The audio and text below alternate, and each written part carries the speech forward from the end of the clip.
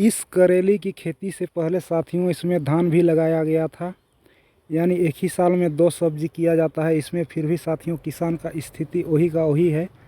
और इस सब के लिए कौन जिम्मेदार है, आज अगर आप ये वीडियो पूरा नहीं देखिएगा तो आप किसान की बात को समझ नहीं पाइएगा साथियों। किसान फ़ायदे में नहीं रहता है साथियों, क्योंकि किसान इसको मुनाफे का सौदा समझ के खेती करता है, इसीलिए वो हमेशा से इसी तरह से पिछड़ा हुआ रहता है और पूंजीपतियों द्वारा शोषित किया जाता हुआ रहता है। साथियों किसान जो भी खेती करता है वो सिर्फ पैसे के लिए करता है, इसीलिए साथियों बाज़ार भाव कभी अच्छा नहीं मिल पाने के कारण इसको फ़ायदा नहीं होता है।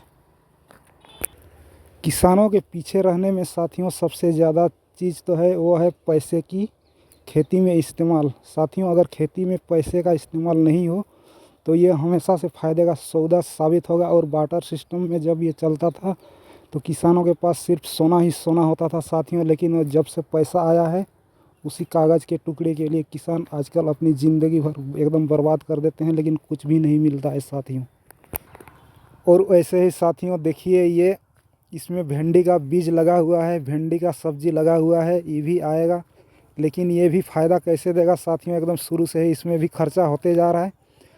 पहले तो साथियों गांव में अपना बीज होता था, इसलिए बीज खरीदना नहीं पड़ता था, और अपने बैल होते थे इसीलिए उसमें हल जोता जाता था, उसका भी पैसा नहीं लगता था।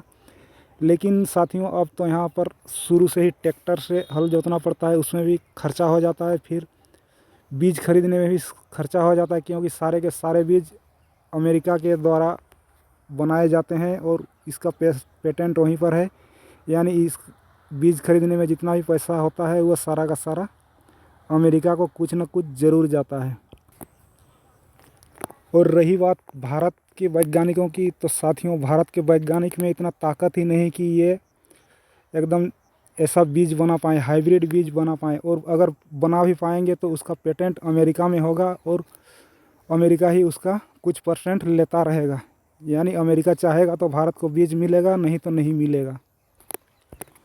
साथियों पहले तो घर में ही खाद हुआ करते थे, खाद का निर्माण जैसे ज़रूरत के हिसाब से एकदम गोबर का खाद घर में ही हुआ करता था, जिससे कि एकदम बिना पैसा का एकदम खाद मिल जाता था और फसल भी अच्छी होती थी और आराम से किसान एकदम पैदावार करता था और आराम से चैन से रहता था। लेकिन साथियों अब खाद के लिए भी एकदम विदेशी कंपनियों पर निर्भर रहना पड़ता है और उसके लिए भी पैसा लगता है। फिर साथियों ये देखिए ये जो बाड़ है ये लगाया गया है, देखिए ये भी प्लास्टिक का आ गया है साथियों। पहले ये सब होता था, ये सब गांव के जो झाड़ जंगल और झाड़ झंकाड़ होते थे उस सब को गाड़ के इस सब का मेड़ का को सुरक्षित किया जाता था। लेकिन अब फिर इसमें भी कुछ पैसा लग जा रहा है, यानी सारा का सारा इस सब का भी पैसा इसी से वसूल करना पड़ेगा। यही सब कारण है साथियों कि किसान के पल्ले में कुछ भी नहीं पड़ता है। साथियों पहले के सिस्टम में जब बार्टर सिस्टम लागू होता था उस समय सामान के बदले सामान लिया जाता था और ज़िंदगी अच्छी तरीके से चलती थी। लेकिन साथियों जब से किसान पैसे के पीछे एकदम हाथ धो के पड़ गया है और पैसे को ही धन समझने लगा है, तब से ये हालत हो गई है। और इसी पैसे के ज़रिए पूरी दुनिया एकदम किसानों को अपने कब्जे में रखती है और उस अपने तरीके से नचाती है। साथियों किसान अगर एक बार पैसे का साथ छोड़ दे और वापस बार्टर सिस्टम में अपने गांव में ही लेन देन करने लगे तो फिर साथियों वो कोई ऐसा जरिया ही नहीं रहेगा जिससे कि ये किसानों को कंट्रोल कर पाएँ। किसानों को साथियों सिर्फ इतना ही उगाना चाहिए ताकि उसका खपत एकदम सिर्फ अपने गांव में ही हो, तब जाके खेत के जो अनाज होते हैं इनकी मांग बढ़ेगी बाहर और इनको अच्छे दाम या अच्छे संसाधन मिलेंगे। और साथियों अनाज के बदले अगर आप पैसा में लेन देन कीजिएगा तो फिर हालत वही के वही रह जाएंगे। यानी कहने का साफ मतलब है साथियों किसानों को अपनी कीमत तय करनी पड़ेगी, यानी किसान जो फसल बेचते हैं उसकी कीमत अपने आप खुद को तय करनी पड़ेगी। मान लीजिए आप 5 किलो चावल किसी को दे रहे हैं तो कहना पड़ेगा कि हमें एक मोटरसाइकिल दो 5 किलो अनाज में, तब जाके देंगे, नहीं तो अनाज नहीं देंगे। ऐसा करने से वो गारंटी मोटरसाइकिल आपको 5 किलो अनाज में ही दे देगा साथियों, क्योंकि मोटरसाइकिल रख के तो वो खाएगा नहीं, खाने के लिए उसको अनाज ही चाहिए। इसलिए जो साथियों बेशकीमती है उसका कीमत आपको समझना पड़ेगा और हर लागत आपको जोड़नी पड़ेगी और अपने तरीके से अपना एमआरपी खुद अपने फसलों पर लगाना होगा, तब जाके किसान का कुछ भला हो सकता है। नहीं तो फिर आप उनके ही तय किए गए दाम में फंस के ऐसे ही हालत होते रहेंगे।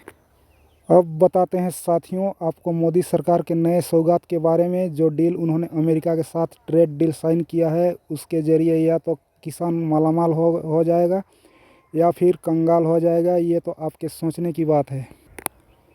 यानी जो इस डील में है उसकी बात करें तो साथियों, सरकार ने अमेरिका के कृषि उत्पादों के लिए भारत का बाज़ार एकदम खोल दिया है। यानी अब सारे के सारे अमेरिकी माल यहाँ पर आएंगे और इस बाज़ार में यानी भारत के बाज़ार में बिकने लगेंगे।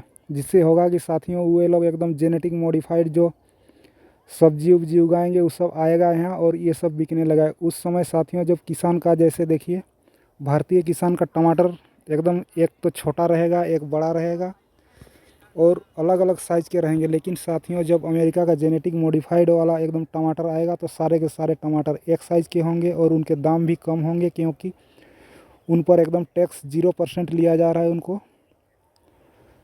तो जाहिर है कि वे हम यहाँ से एकदम सस्ते दाम में मिलेंगे और एकदम एक साइज़ के अच्छे अच्छे और एकदम निरोग जैसे दिखने को मिलेंगे जेनेटिकली मॉडिफाइड। उन सब के सामने साथियों ये जो हैं देखिए, ये छोटे बड़े एकदम टमाटर हैं, कोई छोटा है, कोई बड़ा है, कोई लाल है, कोई पीला है। ऐसे टमाटर नहीं टिक पाएंगे और सिर्फ अमेरिका के जो सब्जी आएंगे यानी अमेरिका से जो आएंगे यहाँ पर वही सब बिकेंगे। और साथियों इन सब को पूछने वाला कोई नहीं होगा, तो इन सब का दाम एकदम बहुत कम हो जाएगा। तो साथियों इसी सब से बचने का सिर्फ यही तरीका है कि आप सिर्फ उन्हीं सब्जियों को उगाएं जिसका आप एकदम भंडारण ज़्यादा दिन तक कर सकते हैं, ताकि उसको घर में रख सकें और अपने खाने के लिए उनका इस्तेमाल करें और अपने जो गांव वाले होते हैं और आसपास के लोग होते हैं उनके खाने में उनका इस्तेमाल हो सके।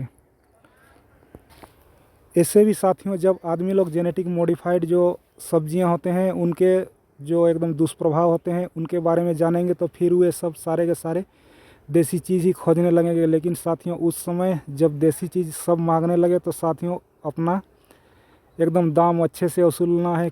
किसान साथियों आप अच्छी तरीके से मान लीजिए और एकदम बता दीजिए कि एकदम देसी सामान चाहिए तो बहुत ज़्यादा रेट में मिलेगा, नहीं तो नहीं मिलेगा और दाम हमारे हिसाब से होगा। लेना है तो लो, नहीं तो भाड़ में जाओ, ऐसा बोलना पड़ेगा, तब जाके किसानों का भला होगा साथियों।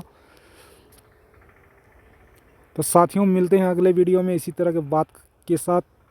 तो बने रहिए आप हमारे चैनल में, देखिए और कैसे कैसे वीडियो हैं। तो साथियों मिलते हैं अगले वीडियो में और हमारे चैनल को आप ज़रूर सब्सक्राइब